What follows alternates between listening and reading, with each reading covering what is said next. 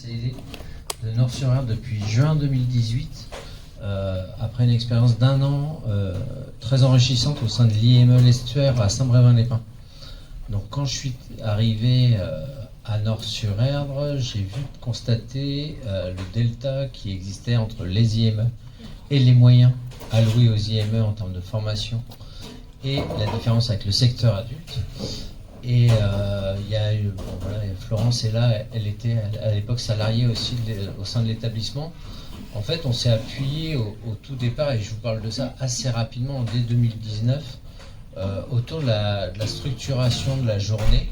Alors moi, je vais vous parler de ma place de chef de service, comment ça a pu être impulsé avec les équipes, avec les réussites, les difficultés, ce qui n'est pas évident quand on souhaite impulser de nouvelles approches, c'est que, en fait, quand on arrive dans un endroit, tout fonctionne. Pourquoi changer les choses alors que tout va bien depuis des années? Et l'importance pour le chef de service, c'est de s'appuyer sur ce qui existe. Pas arriver avec tout de suite. Je vous dis ça 8 ans après, je vous cache pas que ça n'avait pas été simple. Au tout début, il y a eu des heurts, des incompréhensions.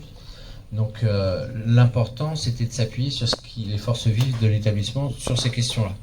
À l'époque, on avait une monitrice éducatrice en formation et une autre professionnelle qui s'intéressait autour d'une commission qui s'appelait la signalétique. Donc il y avait quelques pictogrammes qui apparaissaient de ça, de là, inspirés du PEX, inspirés du Macathon. Et en fait, on est reparti, moi, la base du travail, on est reparti sur les structurations de journée. En faisant le constat que quand j'interrogeais les résidents qui sont en foyer de vie ou ailleurs, au sein du foyer d'accueil médicalisé, que je leur demandais ce qu'ils faisaient l'après-midi, ils étaient incapables de me dire ce qu'ils étaient, comment ils pouvaient se projeter sur leur journée. Donc en m'inspirant aussi du fonctionnement de l'IME, on a travaillé avec les équipes sur comment on structure la journée, avec tous les freins qui étaient qu'on pouvait me faire remonter en me disant ce n'est pas possible parce que le mardi matin c'est le jour du ménage et on ne pourra pas faire autre chose que le ménage parce que c'est le mardi. Et puis d'ailleurs, les habitants ont à peine le pied levé qui nous demandent déjà l'aspirateur. Et nous, on est bloqués, on peut rien faire le mardi matin. Donc on a tout décortiqué avec les pros autour de la structuration de journée. J'ai associé aussi, on a créé une commission qu'on a appelée signalétique à l'époque. Et en fait, au fur et à mesure, ce qui était important, moi j'étais persuadé du sens que ça pouvait avoir pour les adultes, mais c'était comment pour que les équipes puissent trouver ce sens. Donc on ne l'a pas généralisé à l'ensemble de l'établissement, on s'est orienté sur une équipe tout d'abord, et puis après, de fil en aiguille, ça a pu avancer. Donc à partir de cette structuration de journée, on a fait des tableaux sur les foyers de vie, sur les moments types de la journée, du petit-déj, le déjeuner, le goûter, le dîner, et puis après on venait ponctuellement mettre des activités. Et puis je reprends l'exemple du ménage par exemple. Eh bien assez rapidement, l'habitant ou la personne qui devait faire son ménage ce matin-là arrivait au bon moment pour pouvoir demander, parce qu'avant il avait pris son petit-déj, il avait fait ses choses de la vie quotidienne, il a pu aller à la banque ou faire d'autres démarches pour arriver 10h30 et avoir un professionnel disponible pour lui donner le fameux aspirateur. C'est des petits détails, mais au quotidien, pour les professionnels, je pense que ça peut vous parler, notamment en interne. Donc voilà, à partir de l'existant, donc et très rapidement, quand au bout de 6-8 mois, on pouvait faire des visites d'établissement et que ce sont les professionnels eux-mêmes qui exposaient l'intérêt d'avoir mis des pictogrammes, 7-8 pictogrammes sur la structuration de journée qui pouvaient tenir ce propos-là, je me disais, bon, là déjà on avance et on peut peut-être aller un peu plus loin. Et puis après, on s'est inspiré, on avait un fonctionnement avec des roulements, vous savez comment sont nos établissements. À l'époque, j'étais seul chef de service sur un établissement de 53 résidents, avec 5 unités d'hébergement, un accueil de jour. Et en fait, on demandait aux personnes qui vivaient là-bas de s'adapter à nous, et non pas l'inverse, parce que c'était tellement plus simple pour nous de se dire la douche c'était le jour, les activités La troisième semaine du cycle de 6 semaines, bah, tu feras randonnée parce que c'est Christine qui bosse et c'est Christine qui fait la randonnée le jeudi de la troisième semaine.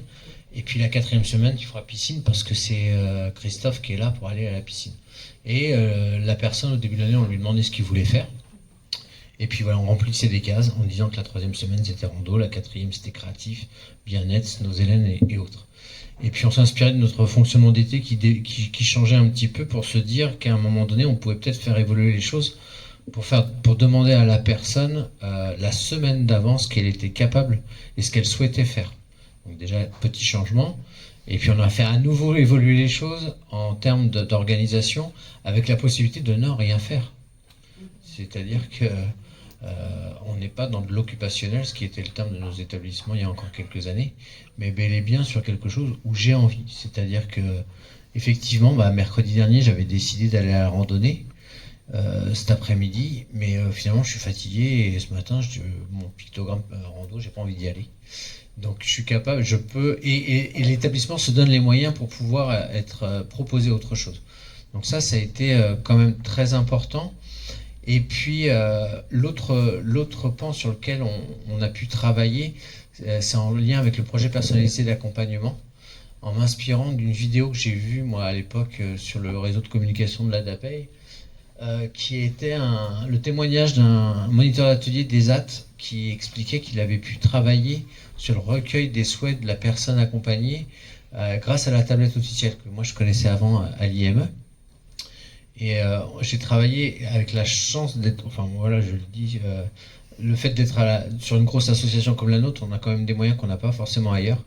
Et avec la prédécesseur de Marie, avec Elodie, on a pu échanger à ce sujet-là en se disant, ce serait quand même intéressant que pour les personnes et du foyer de vie, qu'elles soient verbales ou non, ainsi que pour le FAM, on puisse répertorier un petit peu tout le champ des éléments qu'on pourrait aborder pour un projet personnalisé d'accompagnement. Parce que quand on fait le recueil, ce qu'on appelle le recueil des souhaits de la personne accompagnée, en tant que professionnel, on induit des réponses parce que on pense pas forcément à tout aborder. Selon l'interlocuteur, selon la personne, on va induire des choses. Le fait d'amener du tiers grâce à une tablette comme Auticiel, en répertoriant les activités, la santé, la vie affective, mes sorties à l'extérieur, ma famille, j'en passe et des meilleurs, on avait un tiers qui permettait justement de pouvoir aborder tous les sujets. Et en pointant du doigt les différents sujets, on s'est aperçu que les personnes accompagnées avaient aussi des sujets qui n'étaient jamais abordés et qu'on pouvait peut-être introduire un peu plus le JE, dans les réunions de construction des projets personnalisés d'accompagnement. Donc ça a été aussi un travail, un vrai changement. Et à l'issue de ces projets personnalisés d'accompagnement, aujourd'hui à Nord-sur-Aire, il y a un temps d'échange avec... je ne vais pas lancer le débat, mais j'aime vraiment pas ce terme de référent éducatif. Je trouve que ça me plaît pas trop d'être référent de quelque chose. Je parle d'animateur de projet, moi, ça me plaît plus. Ça amène plus de vie peut-être à un projet.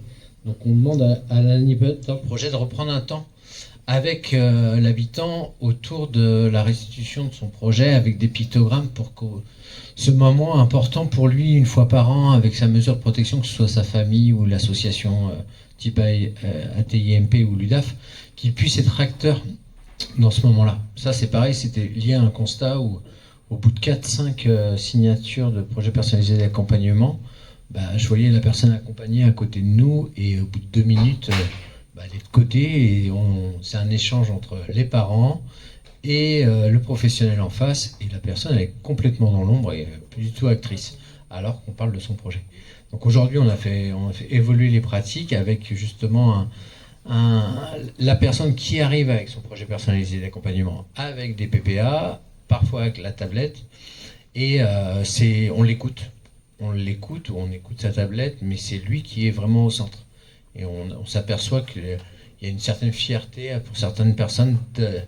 J'ai les souvenirs de certains Fabrice là, de se promener avec son PPA avant que ses parents arrivent. Je pense qu'il n'y a pas un professionnel présent ce jour-là qui n'a pas vu Fabrice avec son PPA sous le bras, quoi. Alors, il y a toujours cette nécessité de l'évaluation aussi. On a tendance à s'emballer, et puis les équipes me rappellent alors, on dit ouais, mais c'est vrai qu'on avance, mais là, il faudrait peut-être qu'on évalue. Donc, il y a toujours ce travail-là.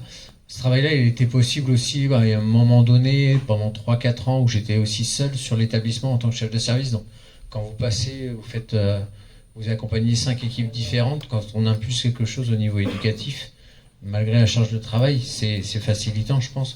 Donc là, aujourd'hui, j'ai été rejoint par une collègue qui est aussi dans cette dynamique-là. Donc, il y a vraiment ce travail très, très intéressant. Il y a une valorisation de la personne accompagnée. Je pense qu'on est tous avec nos téléphones à scroller pas mal de temps. Eux ont aussi cette capacité d'avoir des outils numériques abordables pour eux aussi. On travaille pas que la communication, on l'a surtout axé autour de l'autodétermination, autour de l'expression des émotions.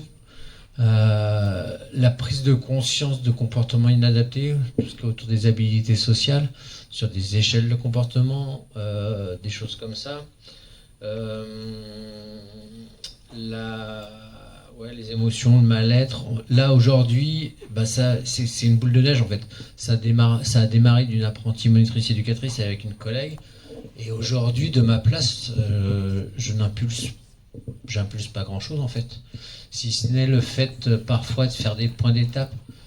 Aujourd'hui, on travaille en étroite collaboration avec Marie, référente numérique sur notre secteur. Nous, les cadres, on a profité d'une formation sur la CA, là, il y a à peu près un peu plus d'1 an, où il y avait des outils qui nous étaient proposés pour cette mise en place. J'y ai associé Marie, et aujourd'hui, Marie vient une journée entière par semaine. On a fait... Par mois, pardon, oui. C'est peut-être un lapsus assez révélateur. Ouais. Mais une fois par mois, effectivement, on a des tableaux basiques. On n'est pas sur des choses... à part Word, j'ai un peu de mal. Donc, on a des créneaux horaires où les professionnels s'inscrivent avec les objectifs qu'ils souhaitent travailler avec Marie. Un temps de repas que tu passes sur les unités. Et voilà, ça se fait. Et aujourd'hui, il n'y a pas... Il n'y a pas de pression aujourd'hui du résultat, ça se fait au rythme et avec cette chance qu'on n'a pas, entre guillemets, sans que ce soit péjoratif, attendu que l'ADAPEI mette ça à l'ordre du jour de son objectif comme l'inclusion ou l'autodétermination. Aujourd'hui, c'est quelque chose qui est en cours à Nord-sur-Mer depuis au moins, ça a commencé il y a 5-6 ans, mais aujourd'hui, j'ai pas encore des résidents qui se promènent avec avec des classeurs PEX ou des tablettes logicielles, mais ça prendra le temps que ça prendra. Et l'expérience avec le secteur adulte, c'est qu'il faut prendre du temps. J'ai appris à prendre le temps, ce qui n'était pas mon cas. Merci Florence.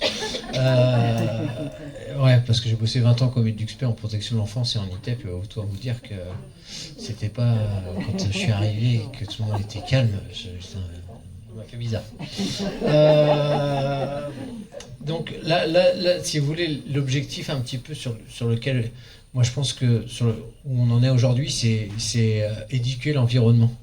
On a la chance à Nord-sur-Mer d'être implanté au niveau géographique sur un endroit hyper bien placé, avec des partenariats multiples et variés, des nuits de l'air en passant par la médiathèque, la piscine, les spectacles, enfin bref.